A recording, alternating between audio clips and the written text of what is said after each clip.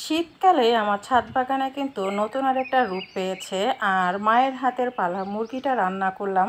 আসসালামু আলাইকুম বন্ধুত্বের মিষ্টি বন্ধন থেকে আমি আফরিন ঢাকা থেকে বলছি। সবাই কেমন আছেন?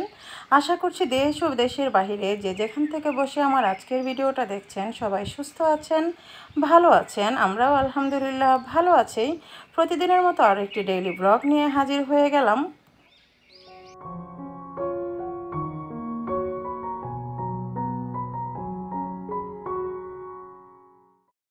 আজকের ব্লগটা শুরু করেছি রাইসুলের স্কুল থেকে আসার পরে, মানে 11টা থেকে আমি আসার পরে আমার আম্মু নিয়ে আসছে মুরগি। আর গতবার কিন্তু আমি একটা মুরগি খেয়েছি, আপনাদের সাথে ভিডিওটা শেয়ার করা হয় নাই, কিন্তু আমার কোনো ভিডিওতে দেখে থাকবেন হয়তো যে আমি আমার আম্মুর বাসায় গিয়ে যে বারান্দায় যে 8টা মুরগি আমার আম্মু মানে নিজে আর কি পেলেছে, সেই মুরগিটা কিন্তু আপনাদেরকে দেখেছি আর কি। নিজেই মুরগিটা যত্ন করেছে, খুব ছোট অবস্থায় কিনেছিল, বাচ্চা অবস্থায় 8টা মুরগির বাচ্চা। সেটা কিন্তু মাশাল্লাহ খুব বড় হয়ে গিয়েছে। তো গত শুক্রবার আমাদেরকে দিয়েছিলেন একটা খাওয়ার জন্য, তো আজকে 3টা নিয়ে এসছেন, আমাকে 4টা মুরগি দিয়েছেন আর 4টা ওনারা রেখেছেন। তো মুরগিগুলো রোস্টের মুরগি, মাশাল্লাহ বেশ বড় হয়েছে। তো সেই জন্য মুরগিগুলো নিয়ে একেবারে ছাদে চলে এসেছি। আর ছাদে আসার পরে দেখলাম আপনাদের ভাইয়া খুব সুন্দর করে ছাদ বাগানটা গুছিয়েছে, মানে নিচে ঝাড়ু দেওয়া হয়নি, সিম গাছে মাচা দিয়েছেন, তারপরে জবা গাছগুলো এক সাইডে রেখেছেন, মানে জবা কর্নার করেছেন, সবগুলো একটু আলাদা আলাদা করে গুছিয়ে রেখেছেন। তো আমি এখান থেকে মুরগিগুলো থেকে কেটে ধুয়ে পরিষ্কার করে নিয়ে যাব বাসায়, তা না হলে বাসাটা নোংরা হবে। আর একটু ছাদ বাগানের রোদটাও ভালো লাগতেছে, আর ছাদে খুব মিষ্টি মিষ্টি লাগছে রোদটা। তো ভাবলাম আর একসাথে একটু সময়ও কাটানো হবে।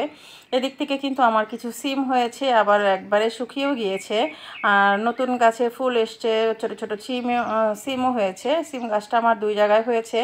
আর রাইসুল খুব মজা করে রোদের মিষ্টিটা দিয়ে খেলছে, রোদের মিষ্টি ভাবটা গায়ে পড়ছে আর খেলছে। রামিসা তো চলে গেছে স্কুলে, রামিসার মডেল টেস্ট চলছে, সবাই রামিসার জন্য দোয়া করবেন। আর এই তো দেখতে পাচ্ছেন গাছে গাছে ফুল। আর এখানে একটা সিম গাছ একাই হয়েছে, আমি ময়লা ফেলেছিলাম, জানি না কিভাবে হলো, সেজন্য আপনাদের ভাইয়া এখানে একটু মাচার মতো করে দিয়েছেন আর নিচে মাটি দিয়ে গোড়াটা একটু ভরে দিয়েছেন, যাতে করে গাছটা খুব সুন্দর করে একটা জোর পায়। মানে উনি মোটামুটি করে যতটুকু পেরেছেন গুছিয়ে ফেলেছেন। আর আমি যে বেগুন গাছ আর বাঁধাকপি চারা যে এনেছিলাম সেটাও লাগিয়ে দিয়েছি, মাশাল্লাহ খুব সুন্দর হয়েছে। ছাদ বাগানটা টুকিটাকি করে আপনাদের সাথে একটু শেয়ার করা হয়ে গেল। আর ওদিক থেকে আমার আম্মু মুরগিও সব কিছুই করে ফেলেছে। আপনাদেরকে জ্যান্ত মুরগি দেখাতে পারিনি, সরি, কারণ মুরগিটা আসলে যখন ছাদে ছিল তখন আমি নিচ থেকে পানি গরম করে নিয়ে আসছিলাম, এই জন্য আপনাদের সাথে শেয়ার করতে পারি নাই। আর ওদিক থেকে মা মুরগি জবাই করে এইভাবে রেখে দিয়েছেন, পরে আমি পানি গরম করে একেবারেই ছাদে এসেছি। আমার আব্বুও কিন্তু এসছেন, তো আব্বু আর ছাদে নেই, আব্বু বাসায় গিয়ে একটু রেস্ট নিচ্ছেন। আর এদিক থেকে মা এরকম মুরগি আগে পাখনা তারপরে পা এগুলো কেটে নিচ্ছে, তারপরে ছালটা ছাড়িয়ে নেবে। আর এই তো পাটা এগুলো তো ছিলতে হবে, আর মুরগিটা রোস্টের মতো করেই কাটবো। তো আজকে একটা মুরগি রান্না করব, আর যে মুরগির গিলা কলিজা পাখনা এগুলো আছে সেগুলো একসাথে করে নিয়ে একটা মুরগি রান্না করব, সেই রেসিপিটাও আপনাদের সাথে শেয়ার করব। তো এই তো আমার মায়ের হাতের পালা মুরগি বলে কথা, সেই মুরগির মজা তো একটু আসলে আলাদা। আর গতকালকে যে আগে একটা দিয়েছিলেন সেটা দিয়ে রামিসাদেরকে রোস্ট করে রান্না করে দিয়েছিলাম, ওরা খুব মজা করে খেয়েছে। নিজের হাতে পালা মুরগি বলে কথা, সেটা একটু আলাদাই থাকবে। আর মায়ের হাতের মুরগি বলে কথা। আর এখানে আপনাদের ভাইয়া আর একটা বেড তৈরি করেছেন, এখানে গাছ লাগাবেন, তো সেটাও একটু দেখিয়ে দিলাম। এই তুলসী পাতা গাছটা কিন্তু অনেক সুন্দর, অনেক বড় হয়েছে তুলসী গাছটা। আর আপনাদের ভাইয়া এই দিক থেকে সব গাছ এনে এখানে গুছিয়ে রেখেছেন, মানে ছাদটা ভর্তি ছিল, সেটা একটু সাইডে করে এক এক জায়গায় সুন্দর করে গুছিয়ে রেখেছেন। এখন আমাদের পালা ছাদটাকে একটু ঝাড়ু দেওয়া, ঝাড়ু দিয়ে পরিষ্কার করা একেবারে, কিন্তু আসলে এটা অনেক সময় সাপেক্ষ, এরকম সময় আসলে হয় না। আর এদিক থেকে রেখেছেন আমার এই যে রঙ্গন ফুলটা আছে, আর এর পাশে আরও সাদা জবা আছে। আর ওই যে ওখান থেকে লেমন গ্লাসটাও আছে, লেমন গ্লাসটা তো খুবই প্রয়োজন বাসায়। আর এখন তো শীতকাল, স্যুপ রান্না করতে তো দরকার হয়। এদিক থেকে আমার আম্মু কিন্তু মুরগি কেটে সব গুছিয়ে রেখেছে। আর এদিক থেকে আমি রান্নায় চলে আসলাম। তো এই রান্নাটা অবশ্যই আপনাদের সাথে শেয়ার করব। আমার মায়ের হাতের মুরগি বলে কথা, এটা অন্যরকম স্বাদ, ভালোবাসা সব কিছুই জড়িয়ে আছে। তো পর্যাপ্ত পরিমাণে সয়াবিন তেল দিলাম, আর দিয়ে দিলাম গোটা মশলা। আমি সবসময় এভাবেই রান্না করি, আপনারা দেখে থাকবেন। সবসময় আমি ঝটপটভাবে কম মশলায় বাসায় যা থাকে তাই দিয়ে রান্না করতে ভালোবাসি, আমার পরিবার ভালোবাসে, সবাই।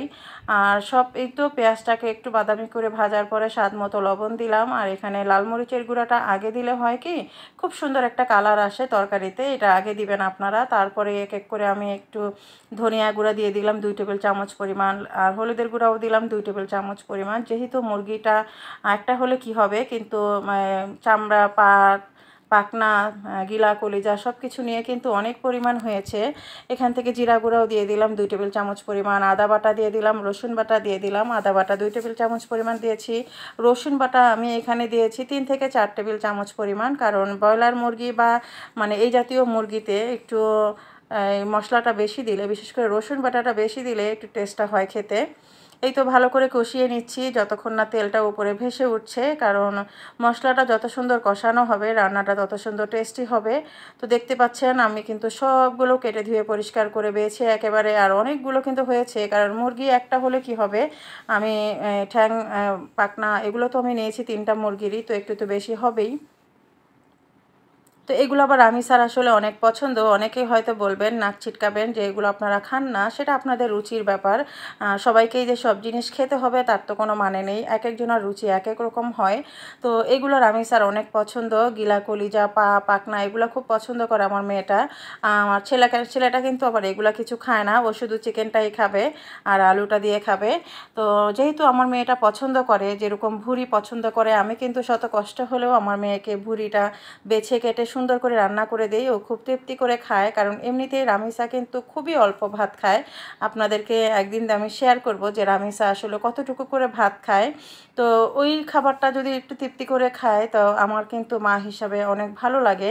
তো এই জন্যই কিন্তু আমি এই যে পা বাছতে কষ্ট হয়, তারপরে পাখনা এগুলো সব কিন্তু আমি খুব সুন্দর করে নিজের হাতে বেছেছি।